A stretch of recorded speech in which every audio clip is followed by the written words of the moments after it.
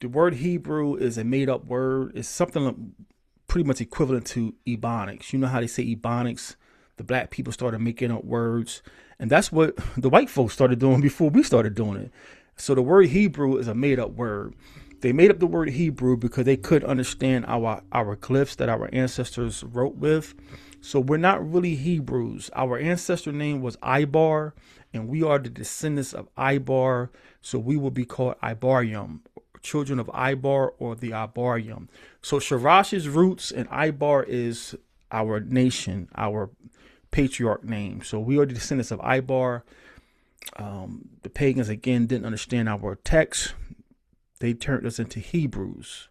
They saw the Ha and Ibar, and they put the Ha and Ibar together, and they made a new word called Hebrew. Hebrew is no such thing. The elders wouldn't know what you were talking about if you told them that you were a Hebrew.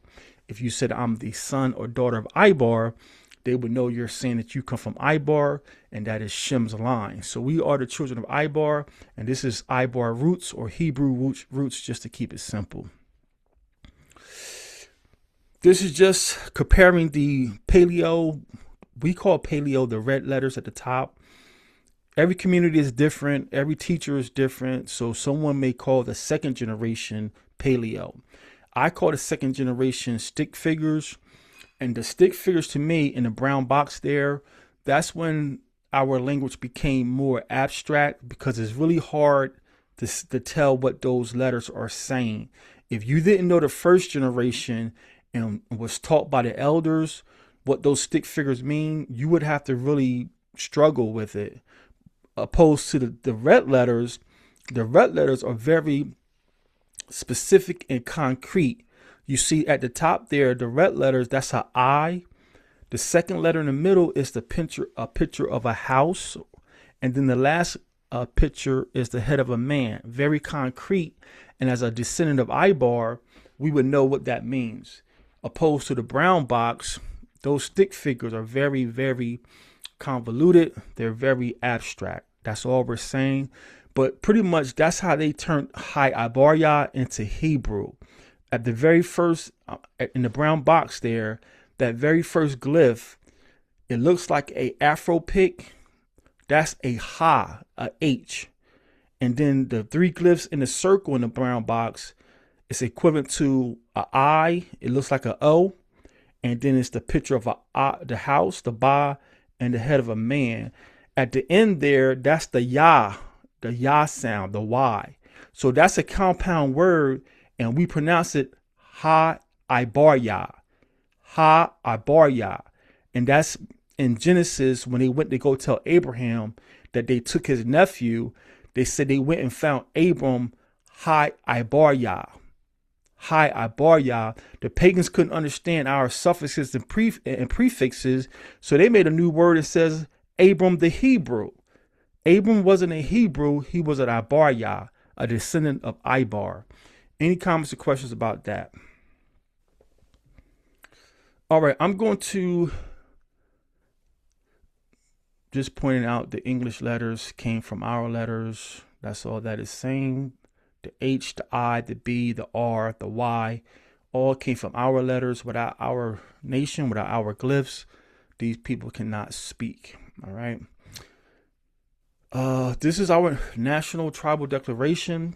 We're not special. We're not trying to be mysterious. We're not trying to be, all this weird stuff. It's just the facts of the case.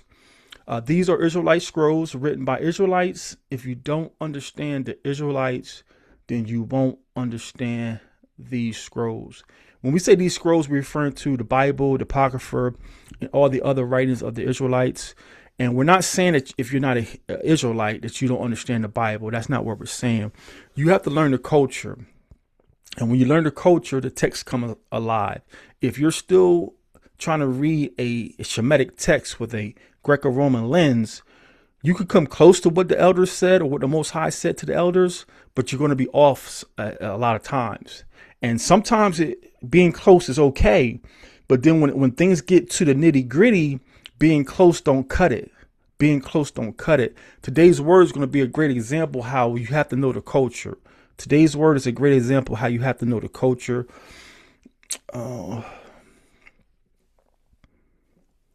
So this is their word for reproach, reproach. And those of you who know the glyphs, take a few minutes and see if you can translate that back into the English letters. And I'm going to give you the breakdowns because this is a very hard word. But their word is reproach.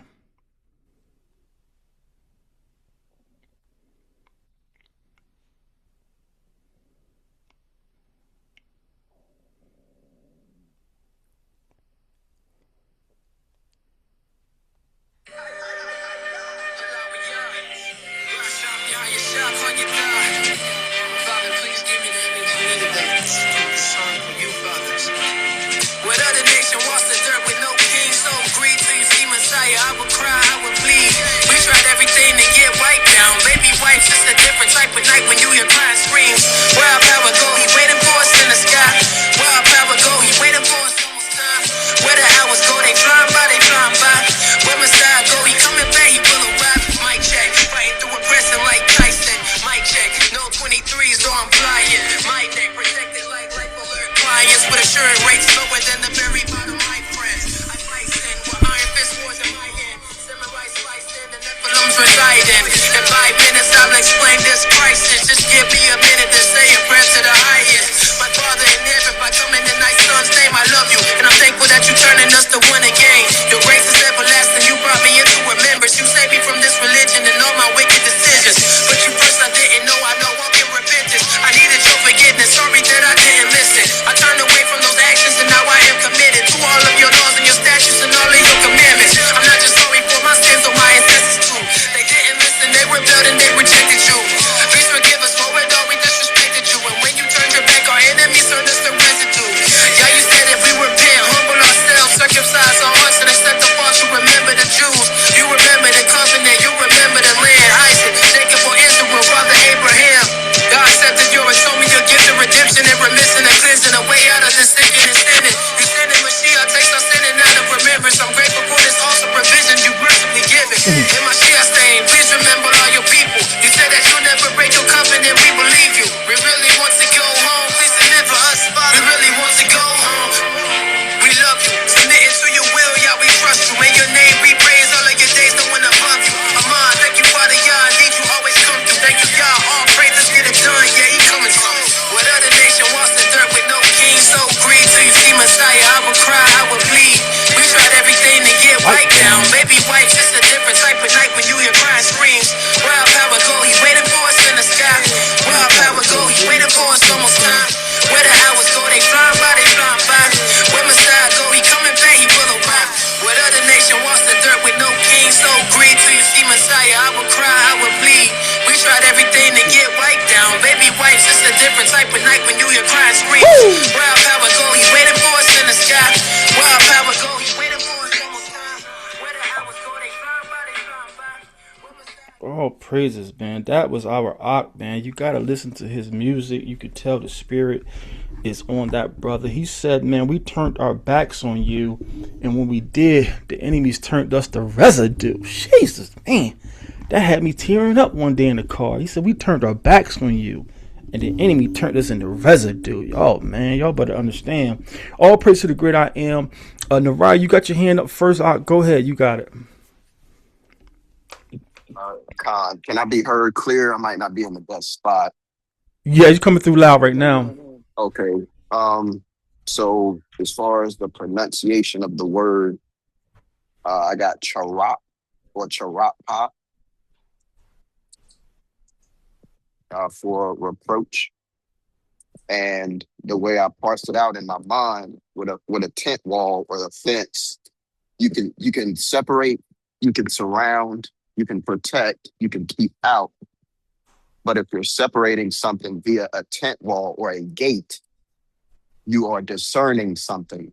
So I use discern the man, or the man can also represent pride. So I use to discern pride by the word, or the mouth, by the word of the spirit, So that's what I got, Charap. Says Charpah or Charapah. So we're not sure when to drop those extra syllables. So if you say Charpah, we don't know yet. Uh, my practice is to do what's easier for your tongue and your speech pattern. So Charpah or Charpah is the word. And I came across this when I was studying this week, and I said, what I wanted to know what reproach means in our culture, and I did a great job. There's many different ways to process this. Reproach has a lot of synonyms, like disdain, shame, scorn, contentment for somebody. And so I'm still rehearsing and learning how to be an Israelite. And so I love challenging myself. So I wrote this word in our glyphs, and I'm like, why would this fit reproach? So I started, like Nariah doing, I started troubleshooting different kind of connotations for the glyphs. And what I came up with is the tent wall, it covers man. The tent wall, that first character, the cha, it looks like two H's together. That's a picture of the tent wall. And the tent wall is made of animal skins. So animal skins is a covering for man. But in this sense, the covering of the man has a hole in it, pa. Charak, in the root, when you look it up, it tells you the root of this word is charapah, or charp. So the covering of man has a hole in it. So when a man covering has a hole in it, anybody ever, especially as a child, I know a lot of these, I don't know if any of you are millennials, but we actually went outside and got scrapes and scars, and it was a badge of honor, so, but any of you, especially if you was doing some mischievous things, some of you brothers, you ever jumped the fence and the fence grabbed your pants or your shorts and you had a hole in your shorts? So that hole in your pants or that hole in your garments, it was embarrassing. So charapah, the covering of man, has a hole in it, so his nakedness is revealed. That's what the ha means. The ha is to behold something or to see something. So someone is seeing your nakedness, and that brings shame or reproach. And that goes back to the garden of Eden, Adam, when Adam and Chawah ate that item. We don't know what it was. When they ate that item, their eyes was illuminated, their understanding was increased, and they realized they were so-called naked. And because of that knowledge, they were ashamed. So they had reproach upon them. So that's how I process this. The covering of man is open, and now it's seen. Your nakedness is revealed. And I was like, wow, this is the benefit, and this is what is really needed, especially when we get to the higher discussions of scripture, like the Trinity, what they call the divine essence and nature of Christ. If you don't understand Hebraic thought, you're just going to be relying on Greco-Roman schools to give you understanding. And because you can't think like in a Hebrew, you can't think like an Ibaryam man, you're going to be in left field. So Charpah or Charapah, reproach, the covering of man is open, your nakedness is revealed, and now you have shame. Anybody see something different now we discussed that? Because there's many different ways to get here.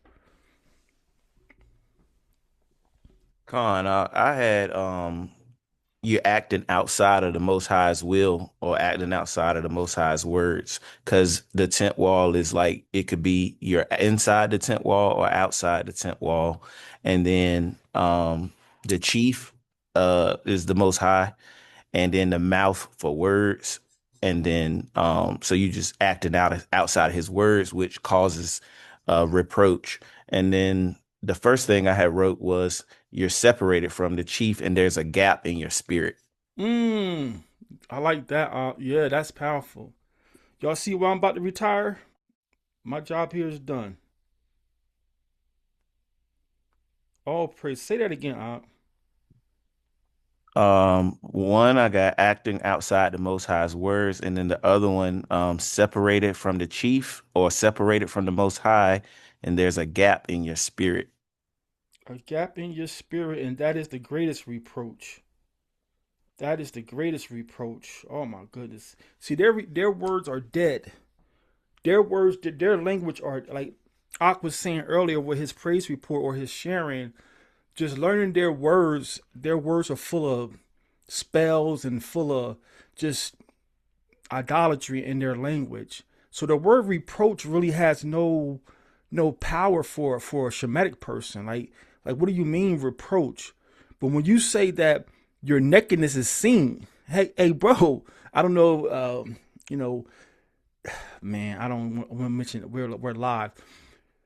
I You ever seen someone like on those cop shows? They get so high on these psychedelic drugs, these demonic drugs.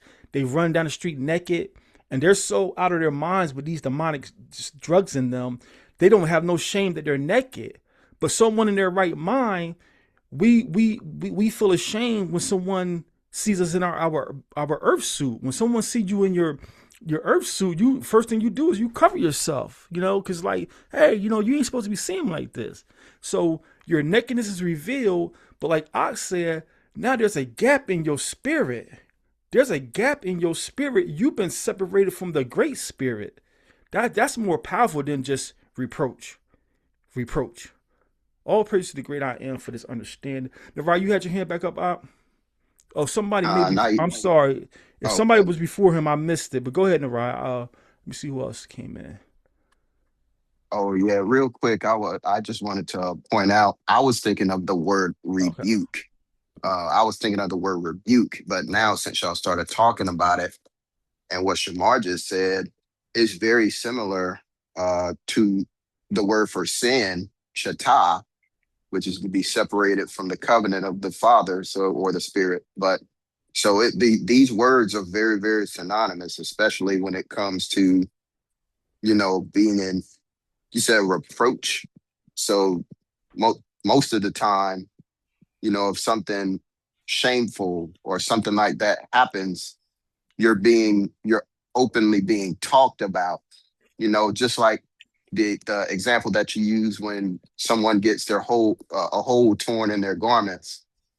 Immediately what happens after that, especially if you're in a group of people laugh or point, or they'll talk about it, or whatever the case is. But it's that shame that comes along with it. And I just thought that word and the word for sin were very, very similar. But I'll yield with that.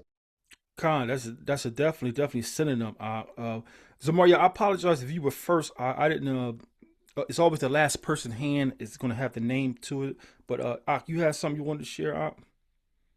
Salam, Mark, it's all good. I just had a question.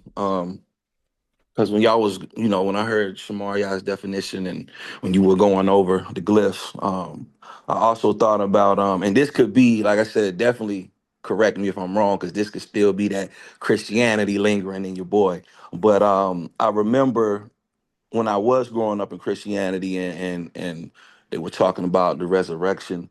And during the resurrection, when that earthquake had taken place, they talk about the veil being removed or torn away.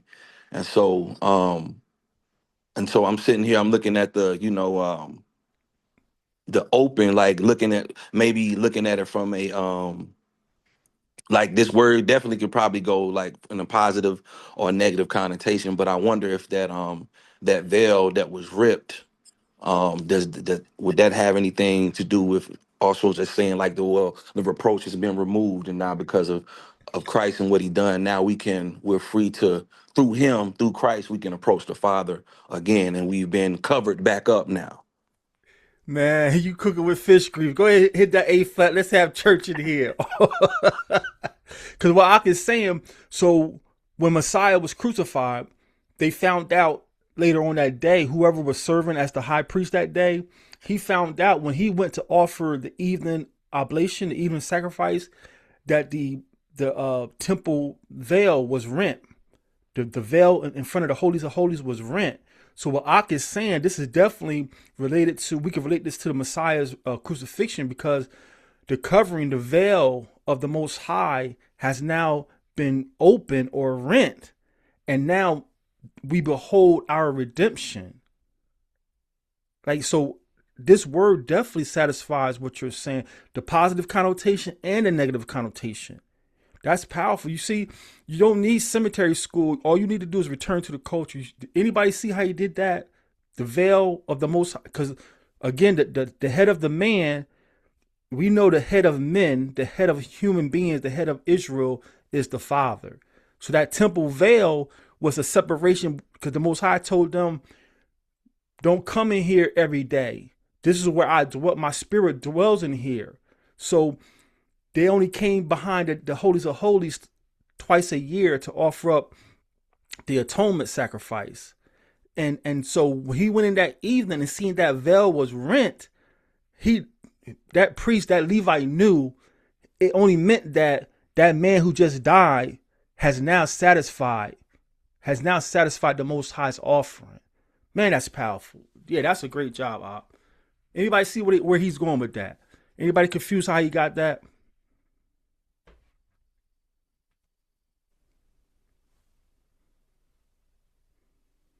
All praise to the great I am. This way of life is not hard. You don't need nobody putting some olive oil in your head, pushing your head back, talking about let it go. Go back there and touch 3 people and run around the parking lot and touch the car you want. You don't need none of that. Study, fast, pray, come back to the culture, and the Most High reveals these things to us. Our way of life is very simple, and learning this, really taking this seriously, this culture unlocks the text. And again, do we have to go to this level all the time to understand the text? No. A lot of times the text is black and white. The Most High, every time he gives a parable, he go ahead and explain what the parable means. But there are some topics that get very, very detailed and in depth, and the Christians are off because they're trusting in the Greco-Roman school system. So they're going learning cemetery doctrine and all these theologies, Christology, angelology, and all these ologies. And your ology is going to have you giving up apologies because you don't know what's going on. You don't know what's going on when you don't reconnect to the roots. That's why we call this Sharash Ibar, reconnecting to our roots, because it helps to unlock these scriptures. And that's why I'm not interested in recruiting, attracting people this way. It's only a select few who wants to go to this level to really understand the scriptures. All praise to the great I am. Any last comments or questions about the word reproach or Charpah?